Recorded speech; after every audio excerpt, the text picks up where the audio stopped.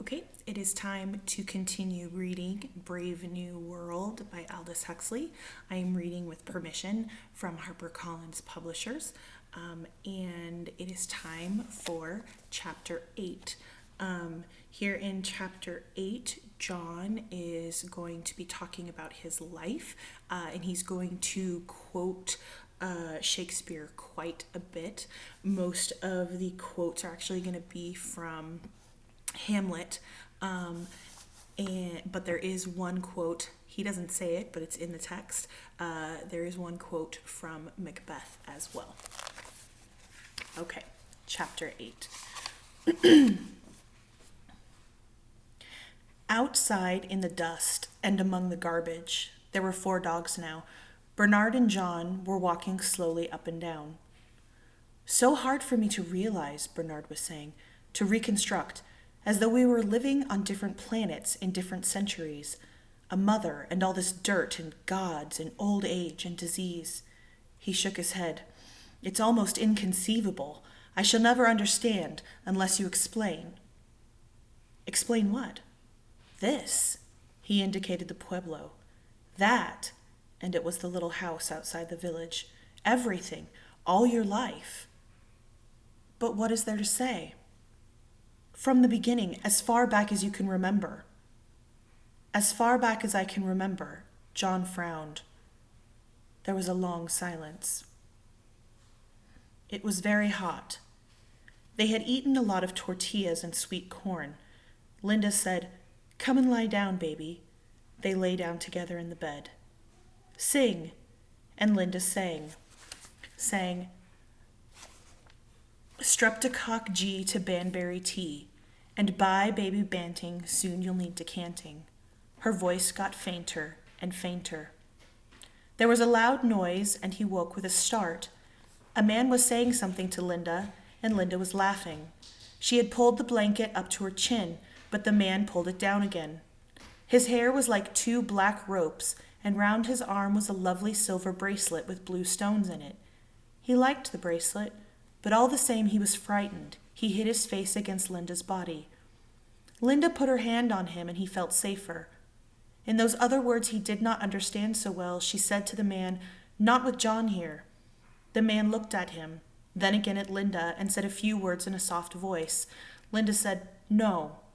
But the man bent over the bed towards him, and his face was huge, terrible. The black ropes of hair touched the blanket. "No," Linda said again, and he felt her hand squeezing him more tightly. "No, no." But the man took hold of one of his arms, and it hurt. He screamed. The man put up his other hand and lifted him up. Linda was still holding him, still saying, "No, no." The man said something short and angry, and suddenly her hands were gone. "Linda, Linda!"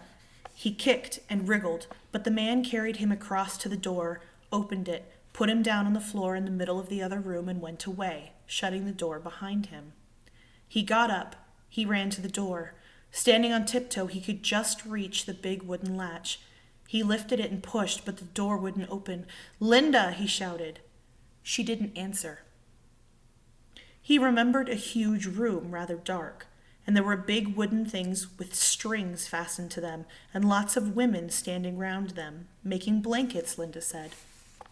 Linda told him to sit in the corner with the other children while she went and helped the women.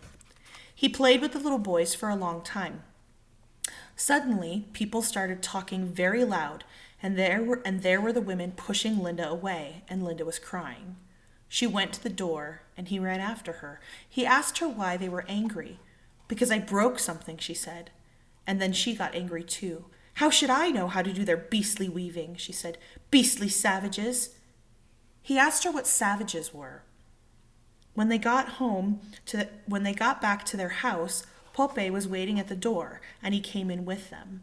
He had a big gourd full of stuff that looked like water, only it wasn't water, but something with a bad smell that burnt your mouth and made you cough. Linda drank some, and Pope drank some, and then Linda laughed a lot and talked very loud, and then she and Pope went into the other room. When Pope went away, he went into the room. Linda was in bed and so fast asleep that he couldn't wake her. Pope used to come often. He said the stuff in the gourd was called mescal, but Linda said it ought to be called soma, only it made you feel ill afterwards. He hated Pope. He hated them all the men who came to see Linda. One afternoon, when he had been playing with the other children, it was cold, he remembered, and there was snow on the mountains. He came back to the house and heard angry voices in the bedroom. They were women's voices, and they said words he didn't understand, but he knew they were dreadful words. Then suddenly, crash! Something was upset. He heard people moving about quickly, and there was another crash, and then a noise like hitting a mule, only not so bony. Then Linda screamed, "Oh, don't," she said. He ran in. There were 3 women in dark blankets. Linda was on the bed. One of the women was holding her wrists. Another was lying across her legs so that she couldn't kick. The third was hitting her with a whip. Once, twice, 3 times, and each time Linda screamed. Crying, he tugged at the fringe of the woman's blanket. "Please, please!" With her free hand, she held him away. The whip came down again, and again Linda screamed. He caught hold of the woman's enormous brown hand between his own and bit it with all his might. She cried out, wrenched her hand free, and gave him such a push that he fell down. While he was lying on the ground, she hit him 3 times with the whip. It hurt more than anything he had ever felt, like fire. The whip whistled again, fell, but this time it was Linda who screamed. "But why did they want to hurt you, Linda?" he asked that night. He was crying because the red marks of the whip on his back still hurt so terribly. But he was also crying because people were so beastly and unfair, and because he was only a little boy and couldn't do anything against them. Linda was crying too. She was grown up, but she wasn't big enough to fight against 3 of them. It wasn't fair for her either. "Why did they want to hurt you, Linda?" "I don't know. How should I know?" It was difficult to hear what she said, because she was lying on her stomach and her face was in the pillow. "They say those men are their men," she went on, and she did not seem to be talking to him at all. She seemed to be talking with someone inside herself, a long talk which she didn't understand, and in the end, she started crying louder than ever. "Oh, don't cry, Linda, don't cry." He pressed himself against her. He put his arm round her neck. Linda cried out, "Oh, be careful, my shoulder, ow!" And she pushed him away hard. His head banged against the wall. "Little idiot," she shouted. And then suddenly she began to slap him. Slap, slap. "Linda," he cried out. "Oh, mother, don't. I'm not your mother. I won't be your mother." "But Linda, oh!" She slapped him on the cheek. "Turned into a savage," she shouted. "Having young ones like an animal. If it hadn't been for you, I might have gone to the inspector. I might have got away, but not with a baby. That would have been too shameful." He saw that she was going to hit him again and lifted his arm to guard his face. "Oh, don't, Linda, please don't. Little beast." She pulled down his arm. His face was uncovered. "Don't, Linda." He shut his eyes, expecting the blow. But she didn't hit him. After a little time, he opened his eyes again and saw that she was looking at him. He tried to smile at her. Suddenly she put her arms round him and kissed him again and again. Sometimes, for several days, Linda didn't get up at all. She lay in bed and was sad. Or else she drank the stuff that Pope brought and laughed a great deal and went to sleep. Sometimes she was sick. Often she forgot to wash him, and there was nothing to eat except cold tortillas. He remembered the first time she found those little animals in his hair, how she screamed and screamed. The happiest times were when she told him about the other place. "And you really can go flying whenever you like?" "Whenever you like." And she would tell him about the lovely music that came out of a box, and all the nice games you could play, and the delicious things to eat and drink, and the light that came when you pressed a little thing in the wall, and the pictures that you could hear and feel and smell as well as see, and another box for making nice smells, and the pink and green and blue and silver houses as high as mountains, and everybody happy, and no one ever sad or angry, and everyone belonging to everyone else, and the boxes where you could see and hear what what was happening at the other side of the world, and babies in lovely clean bottles, everything so clean and no nasty smells, no dirt at all, and people never lonely, but living together and being so jolly and happy, like the summer dances here in Malpais, but much happier, and the happiness being there every day, every day. He listened by the hour. And sometimes, when he and the other children were tired with too much playing, one of the old men of the pueblo would talk to them in those other words of the great transformer of the world and of the long flight between right hand and left hand, between wet and dry. Of a Wonawalona who made a great fog by thinking in the night and then made the whole world out of the fog. Of Earth Mother and Sky Father, of Ahayuta and Marcelema, the twins of war and chance, of Jesus and Pukong, of Mary and Estanatlehi, the woman who makes herself young again, of the black stone at Laguna and the great eagle and Our Lady of Acoma. Strange stories, all the more wonderful to him for being told in the other words and so not fully understood. Lying in bed, he would think of heaven and London and Our Lady of Acoma and the rows and rows of babies in clean bottles and Jesus flying up and Linda flying up and the great director of world hatcheries and Wonawalona. Lots of men came to see Linda. The boys began to point their fingers at him. In the strange other words, they said that Linda was bad. They called her names he did not understand, but that he knew were bad names. One day they sang a song about her, again and again. He threw stones at them. They threw back. A sharp stone cut his cheek. The blood wouldn't stop. He was covered with blood. Linda taught him to read. With a piece of charcoal, she drew pictures on the wall. An animal sitting down, a baby inside a bottle. Then she wrote letters. The cat is on the mat. The tot is in the pot. He learned quickly and easily. When he knew how to read all the words she wrote on the wall, Linda opened her big wooden box and pulled out from under those funny little red trousers she never wore a thin little book. He had often seen it before. When you're bigger, she had said, you can read it.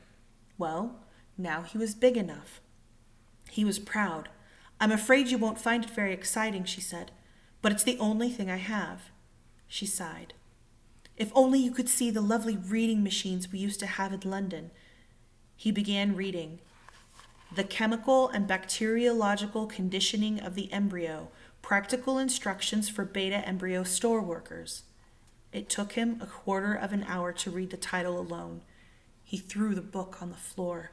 Beastly, beastly book, he said, and began to cry. The boys still sang their horrible song about Linda. Sometimes, too, they laughed at him for being so ragged. When he tore his clothes, Linda did not know how to mend them. In the other place, she told him, people threw away clothes with holes in them and got new ones. Rags, rags, the boys used to shout at him. But I can read, he said to himself, and they can't. They don't even know what reading is. It was fairly easy, if he thought hard enough about the reading, to pretend that he didn't mind when they made fun of him. He asked Linda to give him the book again. The more the boys pointed and sang, the harder he read. Soon he could read all the words quite well, even the longest. But what did they mean? He asked Linda, but even when she could answer, it didn't seem to make it very clear, and generally, she couldn't answer at all. What are chemicals? He would ask. Oh, stuff like magnesium salts and alcohol for keeping the deltas and epsilons small and backward, and calcium carbonate for bones and all that sort of thing. But how do you make chemicals, Linda? Where do they come from? Well, I don't know. You get them out of bottles, and when the bottles are empty, you send up to the chemical store for more. It's the chemical store people who make them, I suppose, or else they send to the factory for them. I don't know. I never did any chemistry. My job was always with the embryos. It was the same with everything else he asked about. Linda never seemed to know. The old men of the pueblo had much more definite answers. the seed of men and all creatures, the seed of the sun and the seed of earth and the seed of the sky. Owona Willona made them all out of the fog of increase. Now the world has 4 wombs, and he laid the seeds in the lowest of the 4 wombs, and gradually the seeds began to grow. One day, John calculated later that it must have been soon after his 12th birthday, he came home and found a book that he had never seen before lying on the floor in the bedroom. It was a thick book and looked very old. The binding had been eaten by mice. Some of its pages were loose and crumpled. He picked it up, looked at the title page. The book was called The Complete Works of William Shakespeare. Linda was lying on the bed, sipping that horrible, stinking mescal out of a cup. "Pope brought it," she said. Her voice was thick and hoarse like somebody else's voice. "It was lying in one of the chests of the Antelope Kiva. It's supposed to have been there for hundreds of years. I expect it's true because I looked at it, and it seemed to be full of nonsense, uncivilized. Still, it'll be good enough for you to practice your reading on." She took a last sip, set the cup down on the floor beside the bed, turned over on her side, hiccuped once or twice, and went to sleep. He opened the book at random. "Nay, but to live in the rank sweat of an enseamed bed, stewed in corruption, honeying and making love over the nasty sty." The strange words rolled through his mind, rumbled, like the drums of the summer dances, if the drums could have spoken, like the men singing the corn song, beautiful, beautiful, so that you cried. Like old Mitsima saying magic over his feathers and his carved sticks and his bits of bone and stone. "Kiathlat sulu, siloque, siloque, siloque, kiai sulu, sulu, siloth." But better than Mitsima's magic, because it meant more, because it talked to him, talked wonderfully and only half understandably, a terrible, beautiful magic about Linda lying there snoring with the empty cup on the floor beside the bed, about Linda and Pope. Linda and Pope. He hated Pope more and more. A man can smile and be a villain. Remorseless, treacherous, lecherous, kindless villain. What did the words exactly mean? He only half knew, but their magic was strong and went on rumbling in his head, and somehow it was as though he had never really hated Pope before, never really hated him because he had never been able to say how much he hated him. But now he had these words like drums and singing and magic. These words and the strange, strange story out of which they were taken. He couldn't make head or tail of it, but it was wonderful, wonderful all the same. They gave him a reason for hating Pope, and they made his hatred more real. They even made Pope himself more real. One day when he came in from playing, the door of the inner room was open, and he saw them lying together on the bed asleep, white Linda and Pope almost black beside her, with one arm under her shoulders and the other dark hand on her breast, and one of the plaits of his long hair lying across her throat like a black snake trying to strangle her. Pope's gourd and a cup were standing on the floor near the bed. Linda was snoring. His heart seemed to have disappeared and left a hole. He was empty and cold and rather sick and giddy. He leaned against the wall to steady himself. Remorseless, treacherous, lecherous, like drums, like the men singing for the corn, like magic. The words repeated and repeated themselves in his head. From being cold, he was suddenly hot. His cheeks burnt with the rush of blood. The room swam and darkened before his eyes. He ground his teeth. "I'll kill him, I'll kill him, I'll kill him," he kept saying. And suddenly, there were more words. When he is drunk, asleep, or in his rage, or in the incestuous pleasure of his bed, the magic was on his side. The magic explained and gave orders. He stepped back in the outer room. When he is drunk, asleep, the knife for the meat was lying on the floor near the fireplace. He picked it up and tiptoed to the door again. When he is drunk asleep, he ran across the room and stabbed. Oh, the blood! Stabbed again as Pope heaved out of his sleep, lifted his hand to stab once more, but found his wrist caught, held, and twisted. He couldn't move. He was trapped, and there was Pope's small black eyes very close, staring into his own. He looked away. There were 2 cuts on Pope's left shoulder. Oh, look at the blood, Linda was crying. Look at the blood. She had never been able to bear the sight of blood. Pope lifted his other hand to strike him, he thought. He stiffened to receive the blow, but the hand only took him under the chin and turned his face so that he had to look again into Pope's eyes for a long time, for hours and hours. And suddenly, he couldn't help it. He began to cry. Pope burst out laughing. Go, he said, in the other Indian words, go, my brave Ahayuta. He ran out into the other room to hide his tears. You are 15, said old Mitsima in the Indian words. Now I may teach you to work the clay. Squatting by the river, they worked together. First of all, said Mitsima, taking a lump of the wetted clay between his hands, we make a little moon. The old man squeezed the lump into a disk, then bent up the edges. The moon became a shallow cup. Slowly and unskillfully he imitated the old man's delicate gestures. A moon, a cup, and now a snake. Mitsima rolled out another piece of clay into a long, flexible cylinder, hooped it into a circle, and pressed it on to the rim of the cup. Then another snake, and another, and another. Round by round, Mitsima built up the sides of the pot. It was narrow. It bulged. It narrowed again towards the neck. Mitsima squeezed and patted, stroked and scraped, and there at last it stood, in shape the familiar water pot of Malpais, but creamy white instead of black, and still soft to the touch. The crooked parody of Mitsima's, his own, stood beside it. Looking at the 2 pots, he had to laugh. Please excuse my cat's fighting. But the next one will be better, he said, and began to moisten another piece of clay.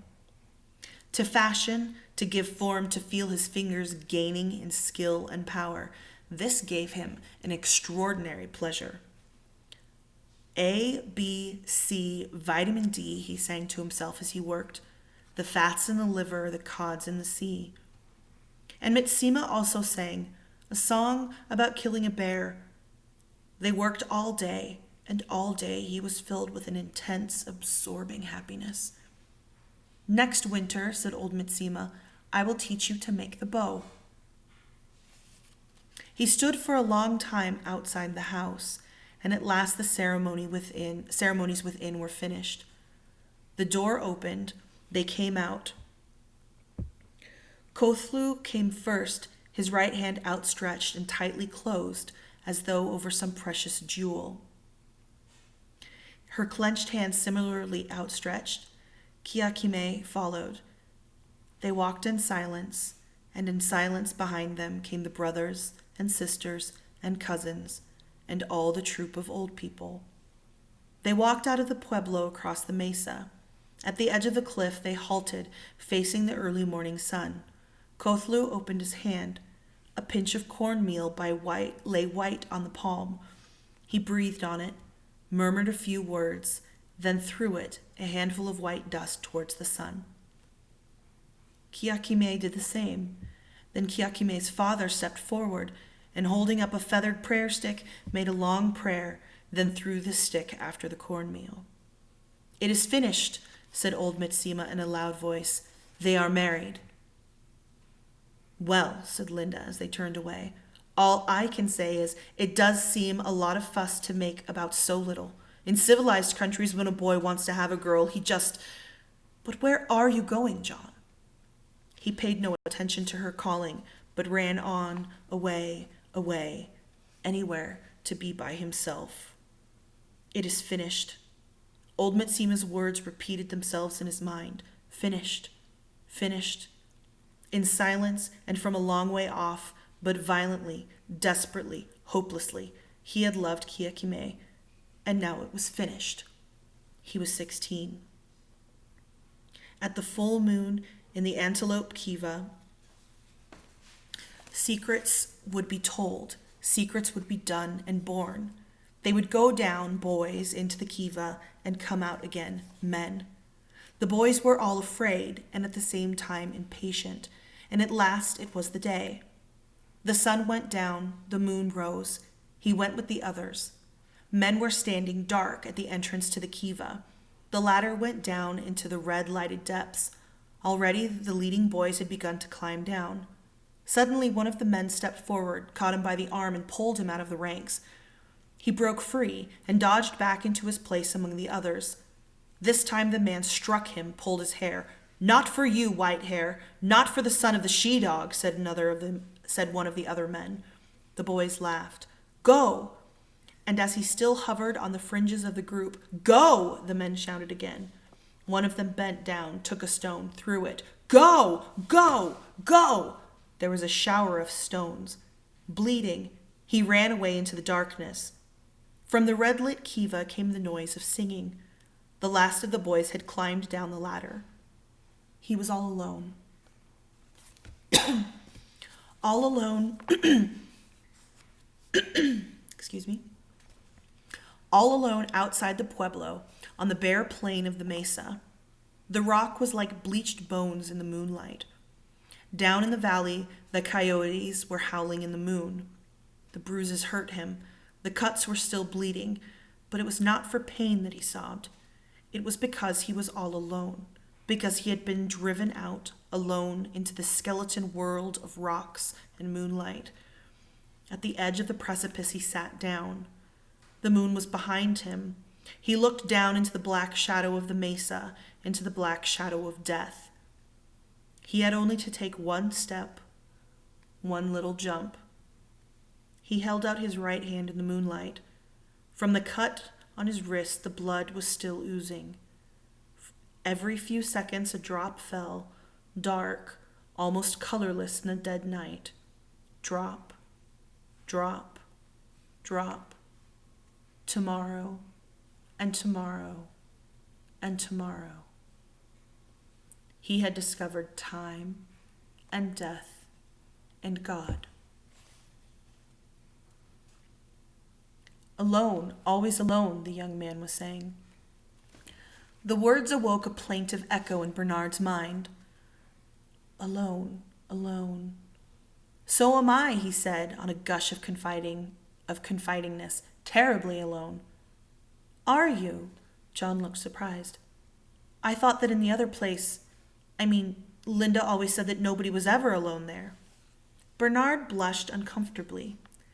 You see, he said, mumbling and with averted eyes, I'm rather different from most people, I suppose, if one happens to be decanted different. Yes, that's just it, the young man nodded. If one's different, one's bound to be lonely. They're beastly to one. Do you know, they shut me out of absolutely everything? When the other boys were sent out to spend the night on the mountains, you know, when they have to dream which your sacred animal is, they wouldn't let me go with the others. They wouldn't tell me any of the secrets. I did it by myself, though, he added. Didn't eat anything for 5 days, and then went out one night alone into those mountains there. He pointed. Patronizingly, Bernard smiled. And did you dream of anything? He asked. The other nodded. But I mustn't tell you what. He was silent for a little. Then in a low voice, Once, he went on, I did something that none of the others did. I stood against a rock in the middle of the day, in summer, with my arms out, like Jesus on the cross. What on earth for? I wanted to know what it was like being crucified, hanging there in the sun. But why? Why? Well, he hesitated. Because I felt I ought to. If Jesus could stand it. And then, if one had done something wrong. Besides, I was unhappy. That was another reason. It seems a funny way of curing your unhappiness, said Bernard. But on second thoughts, he decided that there was, after all, some sense in it. Better than taking soma. I fainted after a time, said the young man. Fell down on my face. Do you see the mark where I cut myself? He lifted the thick yellow hair from his forehead. The scar showed, pale and puckered, on his right temple. Bernard looked, and then quickly with a little shudder averted his eyes. His conditioning had made him not so much pitiful as profoundly squeamish. The mere suggestion of illness or wounds was to him not only horrifying, but even repulsive and rather disgusting, like dirt or deformity or old age. Hastily he changed the subject. I wonder if you'd like to come back to London with us? He asked, making the first move in a campaign whose strategy he had been secretly elaborating ever since, in Little House, he had realized who the father of this young savage must be. Would you like that? The young man's face lit up. Do you really mean it?